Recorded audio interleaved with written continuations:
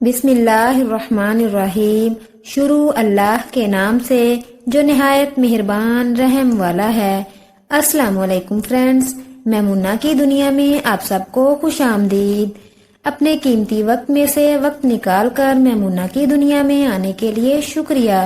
میمونہ کی دنیا میں آپ کو ملیں گی بہت ہی دلچسپ کہانیاں، سبق آموز کہانیاں، پرانے قصے، اسلامک قصے اور بہت کچھ۔ تو میرے ساتھ جڑے رہنے کے لیے اور ہر نئی اپڈیٹ کے لیے چینل کو سبسکرائب کریں، اور ویڈیو پسند آئے تو ویڈیو کو لائک اور شیئر کرنا مت بھولیں۔ جزاک اللہ۔ عرب میں اسلام سے پہلے جہاں ہر طرف برائیاں ہی برائیاں تھیں، وہاں کچھ اچھے لوگ بھی تھے، جن میں سے ایک حاتم بھی تھا۔ حاتم کے بارے میں بے شمار کہانیاں بیان کی گئی ہیں، جن میں سے اگر مبالغہ نکال بھی دیا جائے تو پھر بھی حقیقت یہی ہے کہ حاتم کی سخاوت ضرب المثل ہے۔ اسلام میں حضرت عثمان رضی اللہ تعالی عنہ کے سخاوت مثالی ہے۔ ان کے بارے میں بے شمار واقعات مشہور ہیں۔ یہ حقیقت ہے کہ حضرت عثمان غنی کے مال و زور عطیات و سخاوت کی وجہ سے اسلام کے پھیلاؤ میں بڑی سہولت پیدا ہوئی۔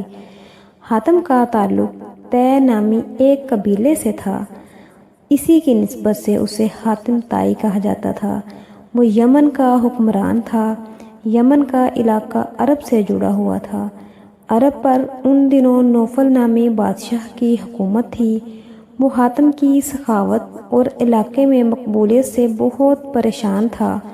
اس کی سخاوت سے محض یمن کے لوگ ہی فائدہ نہیں اٹھاتے تھے، بلکہ اس تک پہنچ جانے والا ہر شخص اس کی سخاوت سے فائدہ اٹھا سکتا تھا۔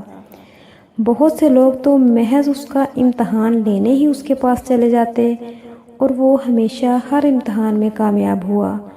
ایک مرتبہ کسی کو معلوم ہوا کہ حاتم طائی کے ذاتی استعمال کا گھوڑا بہت قیمتی ہے، کیوں نہ وہ حاصل کیا جائے۔ چنانچہ ایک شخص اس کا امتحان لینے پہنچ گیا۔ حاتم اس روز شکار کرنے کے لیے نکلا ہوا تھا۔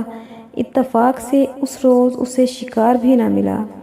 جب وہ واپس پہنچا اور اسے معلوم ہوا کہ کوئی مہمان اس کا انتظار کر رہا ہے، تو اس نے اپنے ملازمین سے کھانا تیار کرنے کا حکم دیا۔ ایک ملازم نے کہا، سرکار، آج کھانے میں گوشت کا سالن نہیں بن سکے گا، کیونکہ تازہ گوشت نہیں ہے۔ حاتم کی غیرت اس بات کو گوارا نہیں کر سکتی تھی کہ اس کے دسترخوان پر مہمان کے لیے گوشت کا سالن بھی نہ ہو۔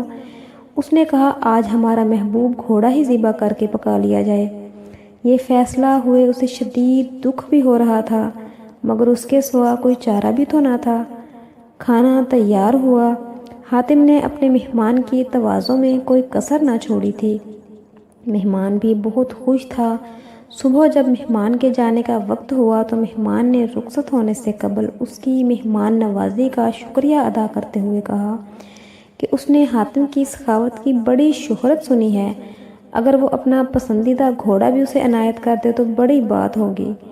حاتم اس کی یہ بات سن کر کچھ افسردہ ہوا، مگر پھر کہنے لگا، میرے معزز مہمان، یہ فرمائش اگر آپ گزشتہ سال سے پہلے ہی کر دیتے تو اس کی تعمیل ضرور کرتا، مگر اب یہ ممکن نہیں، کیونکہ میرا پسندیدہ گھوڑا اب آپ کے پیٹ میں پہنچ چکا ہے۔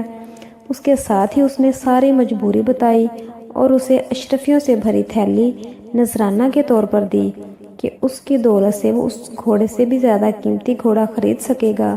مہمان حاتم کی سخاوت کا گرویدہ ہونے کے ساتھ ساتھ پشیمان بھی تھا کہ اس کی وجہ سے ایک قیمتی گھوڑا ذبح ہو گیا۔ اس نے اشرفیوں کی تھیلی لینے سے انکار کر دیا، مگر حاتم نے کہا، یہ آپ کو رکھنا ہی ہوگی، کیونکہ میں اپنے مہمان کی فرمائش پوری نہ کر سکا۔ حاتم سخی ہونے کے ساتھ ساتھ بہت نرم دل بھی تھا۔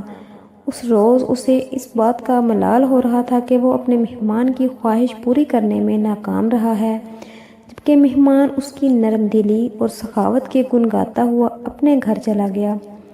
ادھر عرب کا نوفل بادشاہ سوچ رہا تھا کہ اگر حاتم کی سخاوت اور مقبولیت اسی طرح بڑھتی رہی تو پھر لوگ اسی کی طرف جائیں گے، کوئی اس کی طرف نہ آئے گا، اور اس نے ایک بہادر اور طاقتور سپاہی سے کہا کہ وہ حاتم کو قتل کر دے، اس کے عوض اسے بھاری انعام ملے گا۔ حاتم کیونکہ نیک دل اور سخی انسان تھا، اس لیے وہ اپنے ساتھ محافظ نہیں رکھتا تھا، کیونکہ وہ جانتا تھا کہ موت جب آنی ہے تب ہی آئے گی، اور جب آئے گی تو کوئی محافظ اسے بچا نہیں سکے گا۔ بادشاہ نوفل کا بھیجا ہوا سپاہی ایک مہمان کے روپ میں حاتم کے محل میں پہنچ گیا۔ ایک رات جب سب لوگ سو رہے تھے، وہ سپاہی خاموشی سے حاتم کی خوابگاہ تک پہنچ گیا۔ اس نے دیکھا کہ حاتم گہری نیند سو رہا ہے، تو اس نے اپنی کمر سے بندھے خنجر کو نکالا اور پوری طاقت سے اس پر وار کر دیا۔ عین اسی وقت حاتم نے کروٹ لی اور سپاہی کا نشانہ چونک گیا اور وہ حاتم کے اوپر گر گیا۔ حاتم اس دوران نیند سے بیدار ہو چکا تھا۔ اس نے اپنے مہمان سپاہی کو قابو کر لیا اور اس سے پوچھا کہ اس نے ایسا کیوں کیا ہے، کیا اس کی مہمان نوازی میں کوئی کمی رہ گئی تھی؟ سپاہی نے حاتم کو صاف صاف بتا دیا کہ وہ یہاں کس لیے آیا تھا۔ حاتم نے اسے کہا، مجھے قتل کر کے اگر تمہیں دولت ملتی ہے تو فوراً قتل کر دے۔ اس سے پہلے کہ میرے ملازم آ جائیں تم مجھے مار سکتے ہو، میں مزاحمت نہیں کروں گا۔ سپاہی یہ سمجھ رہا تھا کہ اب اس کی موت آ گئی، کیونکہ حاتم کی پکڑ سے اس کا نکل جانا ممکن نہیں تھا۔ حاتم کا یہ رویہ دیکھ کر سپاہی کہنے لگا، حضور مجھے معاف کر دیں، مجھ سے بہت بڑی غلطی ہوئی ہے، میں توبہ کرتا ہوں اور آئندہ سے ہمیشہ آپ کا وفادار رہوں گا۔ حاتم نے نہ صرف اسے معاف کر دیا بلکہ اشرفیوں سے بھری تھیلی بھی دی، کیونکہ اسے یہ گوارا نہیں تھا کہ اس کا مہمان اس کے گھر سے خالی ہاتھ جائے۔ ڈیئر فرینڈز، اگر آپ کو یہ سٹوری اچھی لگی ہو تو اس کو شیئر اور لائک کرنا